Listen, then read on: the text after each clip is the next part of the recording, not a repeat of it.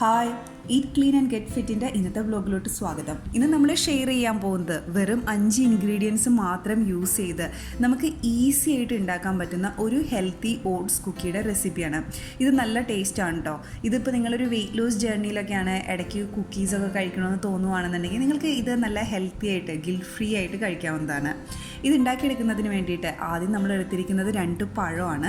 ഇത് റോബസ്റ്റ പഴം പോലത്തെ ഒരു പഴം കേട്ടോ, ഏത്തപ്പഴമൊന്നുമല്ല, ഒരു മീഡിയം വലിപ്പമുള്ളത്, അത്യാവശ്യം പഴുത്തത്. ഒരു ഫോർക്ക് വെച്ച് നന്നായിട്ട് മാഷ് ചെയ്ത് കൊടുക്കാം. ഇതിപ്പോൾ ഞാൻ പഴം നന്നായിട്ട് മാഷ് ചെയ്തെടുത്തു. ഇനി ഇതിലോട്ട് നമ്മൾ ചേർക്കാൻ പോകുന്നത് 1/3 കപ്പ് പീനട്ട് ബട്ടറാണ്. മെഷർമെൻറ്റ് കപ്പിൽ 1/3 കപ്പ് എന്നുള്ള ഒരു കപ്പില്ലേ, അത്രയും പീനട്ട് ബട്ടർ അത്യാവശ്യം തിക്ക് കൺസിസ്റ്റൻസിയിലാണല്ലോ. അതുകൊണ്ട് തന്നെ നിങ്ങളൊരു ഫോർക്ക് വെച്ച് ഈ പീനട്ട് ബട്ടറും പഴവും നന്നായിട്ട് മിക്സ് ചെയ്തെടുക്കണം. നന്നായിട്ട് ആ പീനട്ട് ബട്ടർ ആ പഴത്തിൻ്റെ എല്ലാ ഭാഗത്തും വരാൻ പാകത്തിന് മിക്സ് ചെയ്തെടുക്കാം. ഇനി ഇതിലോട്ട് നമ്മുടെ മെയിൻ ഇൻഗ്രീഡിയൻറ്റ് നമ്മൾ ചേർക്കാൻ പോവാണ്. അത് 1.5 കപ്പ് ഓട്സ് ആണ്. ഞാൻ എടുത്തിരിക്കുന്നത് ക്യുക്ക് ഓട്സ് ആണ് കേട്ടോ, റോൾഡ് ഓട്സ് അല്ല. 1.5 കപ്പ് ക്യുക്ക് ഓട്സ് ആണ് എടുത്തിരിക്കുന്നത്. ഇനി ഇതിലോട്ട് ചേർക്കുന്നത് മെഷർമെൻറ്റ് കപ്പിൽ 1/3 കപ്പ് ഡ്രൈഡ് ബ്ലാക്ക് കറൻസ് ആണ്. ഇപ്പോൾ നിങ്ങളുടെ കയ്യിൽ അതില്ല എന്നുണ്ടെങ്കിൽ നമുക്ക് നമ്മുടെ വീട്ടിൽ കിട്ടാറുള്ള ഉണക്കമുന്തിരി ഉണ്ടല്ലോ, അത് ഒരു 1/3 കപ്പ് യൂസ് ചെയ്യാം. അല്ലെങ്കിൽ നിങ്ങൾക്ക് ഡ്രൈഡ് ആയിട്ടുള്ള ഏതെങ്കിലും ബെറീസ് കിട്ടാൻ പറ്റുമെന്നുണ്ടെങ്കിൽ, അതായത് ഡ്രൈഡ് ബ്ലാക്ക് ബെറീസ് അല്ലെങ്കിൽ ഡ്രൈഡ് ക്രാൻബെറീസ്, ഗോജി ബെറീസ്, അങ്ങനത്തെ എന്തെങ്കിലുമൊക്കെ കിട്ടുന്നുണ്ടെങ്കിൽ അത് യൂസ് ചെയ്താലും മതി. ഒരു 1/3 കപ്പ്. ഇനി ഇതെല്ലാം കൂടെ മിക്സ് ചെയ്യാം.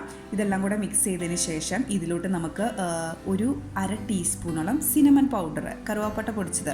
ഇത് നിങ്ങൾക്ക് തുടക്കത്തിലേ മിക്സ് ചെയ്യുമ്പോൾ ചേർക്കാം കേട്ടോ, ഞാനത് വിട്ടുപോയത് കൊണ്ടാണ് ഈ ഇടയ്ക്ക് ചേർക്കുന്നത്. ഇനി അതും കൂടെ എല്ലാം നന്നായിട്ട് മിക്സ് ചെയ്യുക. ഇപ്പോൾ ഈ കുക്കി ഡോ അത്യാവശ്യം നല്ല തിക്ക് കൺസിസ്റ്റൻസിയിലാട്ടോ ഇരിക്കുന്നത്. ഇനി ഒരു ബേക്കിംഗ് ട്രേ എടുത്തിട്ട് അതിൽ ബേക്കിംഗ് പേപ്പർ വെച്ചിട്ടുണ്ട്.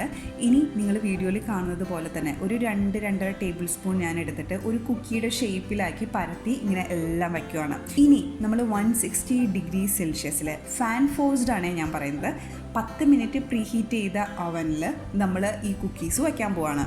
അപ്പോൾ കുക്കീസ് വയ്ക്കുമ്പോൾ നിങ്ങൾ ഒത്തിരി മേളിലത്തെ റാക്കിലും വയ്ക്കരുത്, ഒത്തിരി താഴെയും വയ്ക്കരുത്, ഒരു മീഡിയത്തിൽ ആ ഒരു നടുക്ക് കിട്ടാൻ പാകത്തിന് വയ്ക്കാം. ഇത് ഇനി ഒരു 12-13 മിനിറ്റൊക്കെ ആകുമ്പോഴത്തേക്കും ബേക്കായി കിട്ടും. അത് ഓരോരുത്തരുടെയും അവനനുസരിച്ച് മാറും കേട്ടോ. ശരിക്കും ഇത് ബേക്ക് ആകുമ്പോഴത്തേക്കും ഒരു നല്ല നല്ല സ്മെല്ലും വരും. പിന്നെ നമുക്കത് കാണുമ്പോൾ മനസ്സിലാവും ആ കുക്കീസിൻ്റെ സൈഡിലൊക്കെ ജസ്റ്റ് ഒരു ഗോൾഡൻ ബ്രൗൺ ഒക്കെ ആയി തുടങ്ങിയിട്ടുണ്ടാവും. അങ്ങനെ ഒരു 12-13 മിനിറ്റൊക്കെ ആകുമ്പോഴത്തേക്കും നമുക്ക് ഇത് ഓവനിൽ നിന്ന് പുറത്തെടുത്തതിന് ശേഷം നിങ്ങൾ ഈ ബേക്കിംഗ് ട്രേയിൽ തന്നെ വച്ചേക്കരുത് കേട്ടോ, കാരണം ആ ഒരു ചൂട് കൊണ്ട് ചിലപ്പോൾ അതിൻ്റെ അടിഭാഗം ഒന്ന് കളർ മാറാൻ ചാൻസ് ഉണ്ട്. അപ്പോൾ നിങ്ങൾക്കത് ഉടനെ തന്നെ വേണമെങ്കിൽ ഒരു വയർ റാക്കിലോട്ട് മാറ്റാം. എൻ്റെ വയർ റാക്കൊക്കെ ആ ഓവൻ്റെ അകത്ത് തന്നെ ഇരിക്കുന്ന കാരണം അത് വീണ്ടും ചൂട് പിടിച്ചായിരിക്കുന്നത്, അതുകൊണ്ട് ഞാൻ ജസ്റ്റ് ഒരു പാത്രത്തിലോട്ട് മാറ്റുന്നുള്ളൂ. ഇത് ഇനി ഒന്ന് ഇരുന്ന് ചൂടാറട്ടെ. ഇത് ചൂടാറി കഴിയുമ്പോഴത്തേക്കും നമുക്ക് ഇത് ഒരു എയർ ടൈറ്റ് കണ്ടെയ്നറിലായിട്ട് നമുക്ക് വീട്ടിലെവിടെയെങ്കിലും എടുത്ത് വയ്ക്കാം. ഫ്രിഡ്ജിലൊന്നും വയ്ക്കണമെന്നില്ല. ഇതൊരു 3-4 ദിവസമൊക്കെ ഒരു കുഴപ്പമില്ലാതെ നിൽക്കും. ഇത് ഹെൽത്തിയാണ്, ടേസ്റ്റിയുമാണ്. ഇത് നമ്മളതിലങ്ങനെ ഷുഗറോ മൈദയോ അങ്ങനെയൊന്നും ചേർത്ത് കൊടുത്തിട്ടില്ല. നിങ്ങളുടെ കുട്ടികൾക്കാണെങ്കിൽ നിങ്ങൾക്ക് ഹെൽത്തി ആയിട്ട് കൊടുക്കാവുന്നതാണ്. അപ്പം നിങ്ങൾക്ക് ഈ റെസിപ്പി ഇഷ്ടപ്പെട്ടു എന്ന് കരുതുന്നു. നിങ്ങളുടെ കമൻസും ഫീഡ്ബാക്കൊക്കെ ഷെയർ ചെയ്യുക. Thank you for watching me. By.